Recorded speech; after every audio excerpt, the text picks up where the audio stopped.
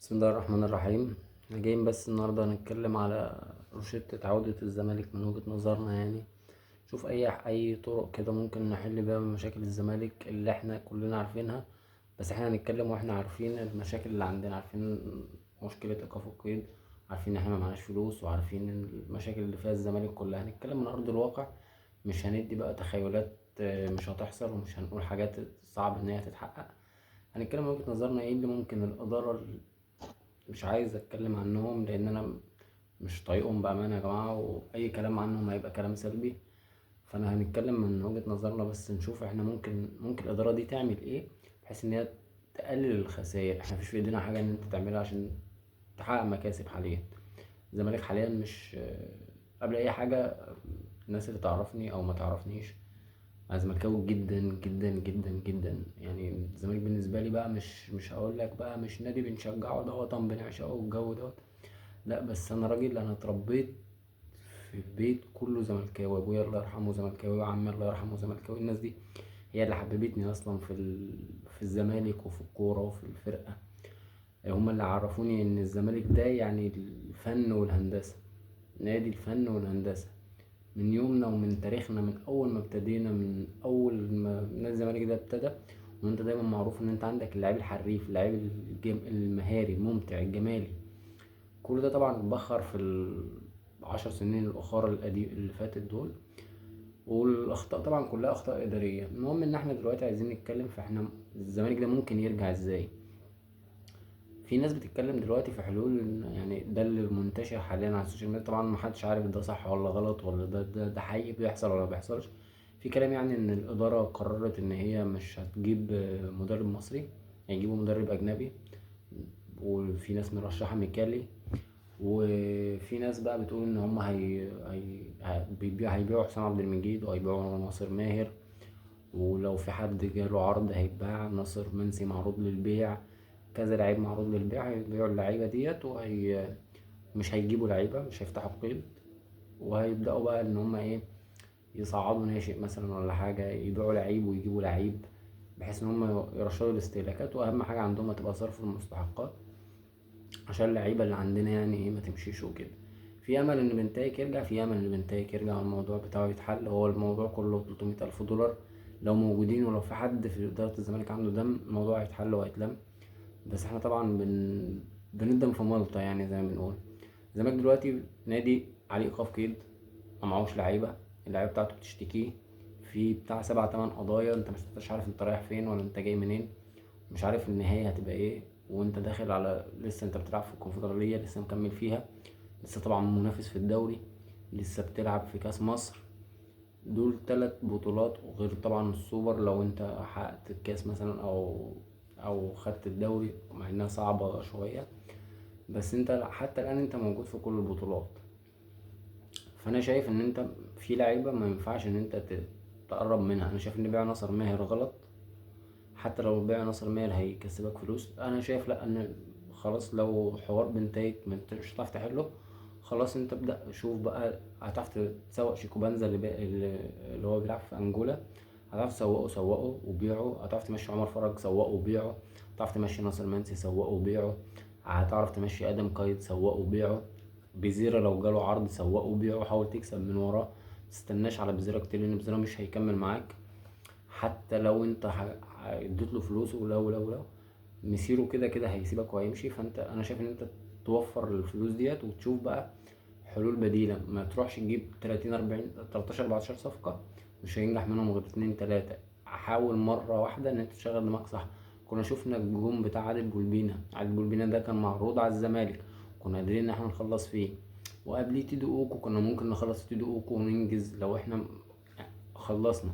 قبليهم ارون بوبينز الله يرحمه، برضو لو كان في سرعة وانجاز كان زمان الموضوع خلص.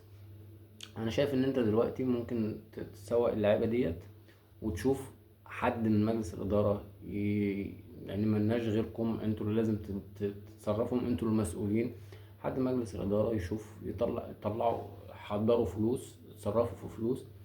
شوفوا لعيب او اتنين كواليتي. في عندك يسري بوزوق، ده لاعب كويس جدا وكواليتي عالي جدا. محمد حمدان طبعا انت ضيعته من ايدك، كان لعيب كواليتي وعالي. في عندك ممكن تشوف حد مدافع. لو انت هتمشي حسام عبد المجيد، اي كلام عن عودة الزناري، انتوا بتهزروا. هتمشي حسام عبد المجيد تجيب لي الزناري؟ لا، سيب لي حسام عبد المجيد. هنروح فين يا جماعة؟ مش عارف هنعمل ايه. لازم تشوفوا توفروا فلوس للعيبة، ولازم تجيبوا صفقات. مش هقول لك صفقات تنافس على دوري الابطال، انت بعيد عن دوري الابطال وبعيد عن الدوري اصلا. هات صفقات توقف الفرقه. يعني مش عايز منك مش عايزين بطولات، مش عايزين بطولات سنه سنتين. مش معنى ان انا بقول لك ان انا مش عايز بطولات ان انت تروح تشيل لي 3 و4 من اي فرقه. احنا كده كده في الاول وفي الاخر احنا الزمالك بنلعب على اي بطوله.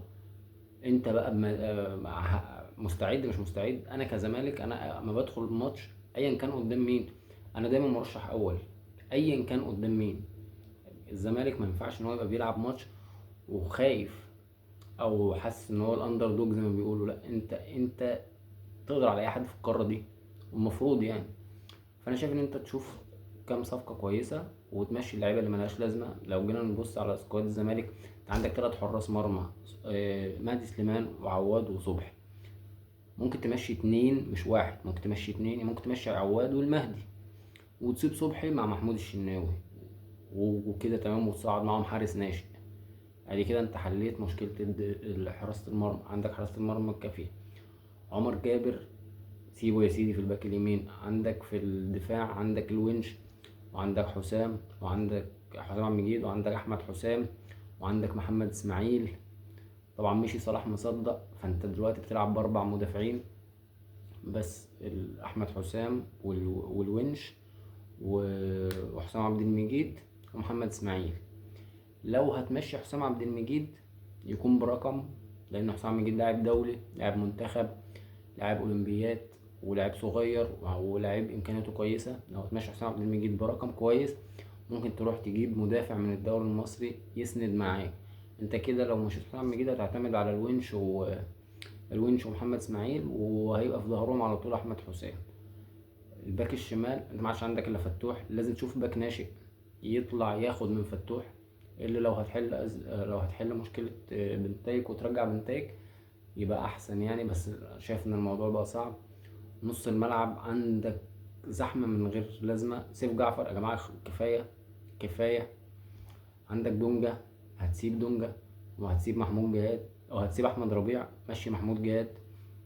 معك محمد شحاتة، يبقى انت سايب في نص الملعب في مركز 6 دونجا واحمد ربيع ومحمد شحاتة. محمد شحاتة يديك في 6 ويديك في 8 لو انت احتجته 8، ويديك في الباك رايت لو انت حبيت تعمل بيك اب لعمر جابر.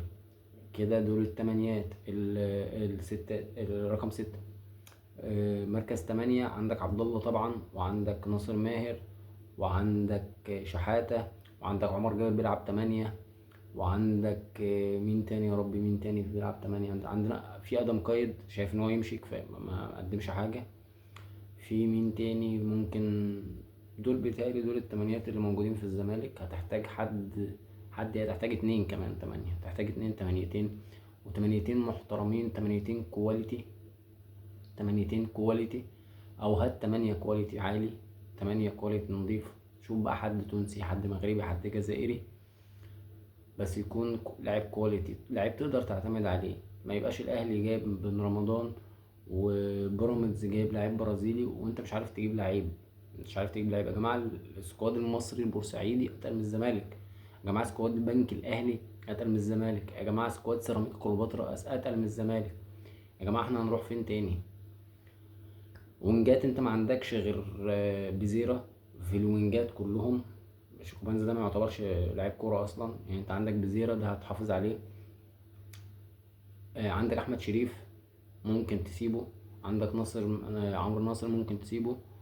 وعدي الدباغ، عدي الدباغ او سيف الجزيري، مشي واحد فيهم، مشي واحد فيهم. وانا شايف انت تمشي الجزيري لان الجزيري سنه كبير، والجزيري متشاف في افريقيا. ممكن تمشيه للافريقي، ممكن تمشيه للترجي، ممكن تمشيه الفرقه في مصر تعرف تتصرف فيه. ناصر منسي ممكن تمشيه. يبقى معاك، يبقى سكواد الزمالك في ايه؟ في صبحي صبحي حارس مرمى ومحمود الشناوي، ومعهم حارس ناشئ عمر جابر، محمد اسماعيل، احمد حسام، محمود الونش. وتجيب مدافع بدل حسام عبد المجيد لو هتمشي حسام عبد المجيد. احمد فتوح، وتشوف باك ناشئ تصعده عمر جابر. وممكن تقطع عارض احمد محمود من احمد محمود، مش فاكر والله بيلعب فين، في الاتحاد تقريبا. ممكن تقطع عارض احمد محمود وترجعه نص الملعب. هيبقى عندك دونجا وربيعة، دول اساسيين ستات، وهيبقى في واحد منهم اساسي وواحد بديل. عندك شحاتة، وعندك ناصر ماهر، وعندك عبد الله السعيد، وعندك مين تاني؟ شحاتة وعبد الله السعيد وناصر ماهر. دول تسيبهم تمانيات، وتمشي ادم قيد وتجيب حد مكانه ويكون حد كواليتي. عندك على الشمال احمد شريف. لو مشيت شيكوبانزا، تستغل ان هو بيلعب في افكون دلوقتي في المغرب، وممكن تسوقه، ممكن تشوف له عرض، ممكن تعمل اي حاجه ان انت تخلص من لعيب. حتى لو مش هتكسب من وراه، انت دلوقتي مش في مرحله ان انت محتاج ان انت تكسب من ورا حد.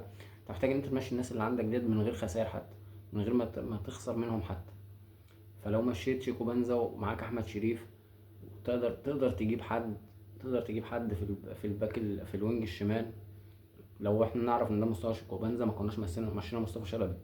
مصطفى شلبي احسن من شيكوبانزا يا جماعه. وبزيرة طبعا على اليمين. وانت عندك بقى في ناس المفروض ان هي على ذمتك، يعني احمد الجفاري انا سامع ان هو اعارته فسخ الاعاره مع ابها وراجع. احمد الجفاري ده لو انت مش هتأيده هتمشيه، فاحمد الجفاري ممكن تدخله معاك بدل بنتايج حتى اللي مشي، بدل صلاح مصدق اللي مشي. انت ما عادش عندك اجانب الفرقه كلها بقوا عباره عن بنتايج مشي خلاص، بقوا بارنو شينج تحت السن، بزيرة، شيكوبانزا، سيف الدين الجزيري. دول التلات اجانب اللي في الزمالك. جزيرة، شيكوبانزا، سيف الدين الجزيري. ادم قيد ما يعتبرش اجنبي، عدي الدباغ ما يعتبرش اجنبي، بارون شينج تحت السن، محمود بن تايج فسخ عقده، صلاح مصدق فسخ عقده. ما عادش عندك الا تلاتة اجانب. يعني انت معاك مكان لتلاتة اجانب كمان تجيبهم. حتى لو مفيش فلوس يا جماعه، انتوا مضطرين ان انتوا تتصرفوا، انتوا المسؤولين. انتوا جيتوا المركب، جيتوا نادي الزمالك وقعدتوا تقولوا احنا عارفين المشاكل، والمركب لو فيها خرم مش عارف هنعمل ايه. المركب ما كانش فيها خرام، وانتوا اللي خرمتوها. المركب انتوا اللي غرقتوها، انتوا اللي بوظتوا الدنيا، انتوا اللي هديتوا كل حاجه. مش هنعيط على الايام اللي فاتت، ومش هنقول يا الله يرحمه فين مرتضى منصور. لا، مرتضى كان من الناس اللي برضو اللي اذت النادي وضرته وضرت اسمه وسمعته. مش هنرجع ونقول فين ولا يوم من ايام مرتضى.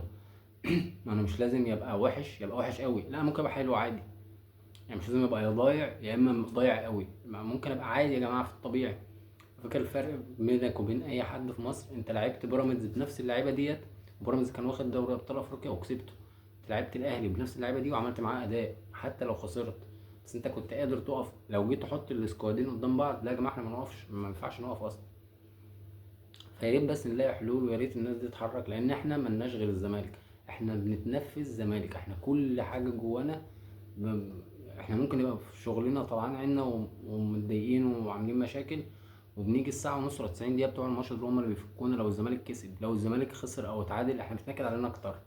احنا لا بنكسب من وراكم فلوس ولا بناخد من وراكم حاجه. انتوا بتتشهروا وبتتعرفوا، وبتاخدوا فلوس، وبتاخدوا مناصب في البلد وكل حاجه. انت الناس بتمشي بتبقى ماشي، الناس بتشاور عليك، ده بتاع الزمالك.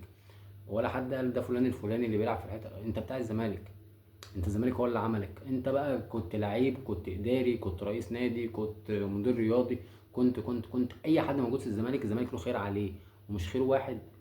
كل حاجه هو بيعملها وكل حاجه موجوده عنده هي خير من خير الزمالك. الزمالك هو اللي عمل الناس دي، وهو اللي مبقي الناس دي موجوده ومعروفه في الدنيا. والله يا جماعه احنا بنتكلم من قرفنا ومن زهقنا. بنشوف الناس كلها بتتقدم، واللي احنا واقفين محلك سر، مع ان احنا اصلا عندنا جينات ان احنا المتعه، احنا الكره الجميله، احنا الكره النظيفه، احنا مدرسه الفن والهندسه. مش عارف هنقول ايه تاني، بس يا رب يا رب نلاقي بس حد يتحرك معانا ويعمل اي حاجه. يناير بيخلص ومفيش اي حاجه، مفيش اي صوت، مفيش اي كلام. لو انت مش معاك فلوس او ما عندكش خطه ان انت تجيب مدرب اجنبي، حرام ان انت تدفع دولارات في مدرب اجنبي. شوف يا سيدي كابتن خالد جلال، ولا شوف كابتن طارق مصطفى، شوف كابتن مؤمن سليمان. حد من الثلاثه دول عرفت تخلص في ايمن الرمادي وترجعه، خلص في ايمن الرمادي طبعا ورجعه طبعا، خلص في ايمن الرمادي ورجعه. على الاقل مدرب واقف بره في جمل لو انت كلعيب كواليتي قليل، المدرب بالجمل بتاعته بيعلي الكواليتي بتاعك شويه، بدل ما انت هنا بتبقى هنا. انما انت لا مدرب ولا لعيب ولا اداره ولا اي حاجه، ولا حد بيعاقب ولا حد بيتكلم، ومدير رياضي مفحوط في النص، والواحد برضه مش عارف يلومه، لان الراجل ده لو جينا نعمل له كشف حساب، جون ادوارد جاب مين يا جماعه؟ جاب ادم قايد وحش، جاب عدي الدباغ مش وحش حلو، جاب بزيرة مش وحش حلو، جاب شيكو بنزا وحش، كده اتنين وحش واتنين حلو، جاب احمد ربيع لعيب كويس، جاب محمود جهاد لعيب كويس، جاب بارون اوشينج لسه ما شفناهوش ولاعيب صغير، جاب احمد شريف يعني مش كويس ومش وحش، جاب عمرو ناصر، على فكره عمرو ناصر مهاجم كويس، هو بس محتاج يخس. فلو جينا نشوف شغل جون اودوارد، لا الراجل بيشتغل، والراجل بيشتغل على حسب برضو المثل بيقول اطبخ يا جاريه كلف يا سيدي. انت ينفع تديني 10 جنيه تقول لي راح انافس واحد معاه 100,000 جنيه؟ ما انا هعملها ازاي؟ هعملها ازاي؟ اقدر عليه ازاي؟ ما تقوليش بقى مشاكلك وبتاع، ماليش دعوه. وبعدين اللي اكتشفناه ان في الاخر الدوله كانت مقدمه حلول لمجلس الاداره، ان في ارض بديله بدل ارض اكتوبر، والناس مصممه ارض اكتوبر. يا جماعه انتوا عايشين بارض اكتوبر دي من يومكم؟ مش عارف والله، بس ربنا يستر بس والزمالك يرجع وتكون خير. ويا ريت الناس اللي تتفرج علينا تعمل لايك وتشير الفيديو. اي حد عنده اي حاجه عايز يقولها في الكومنتات يقولها وهرد عليكم. اي حد عايز يتكلم في اي حاجه انا معاكم. ويا ريت يعني الناس تعمل لايك وتزق الدنيا معايا كده زقه واحده واحده كده. وسلام.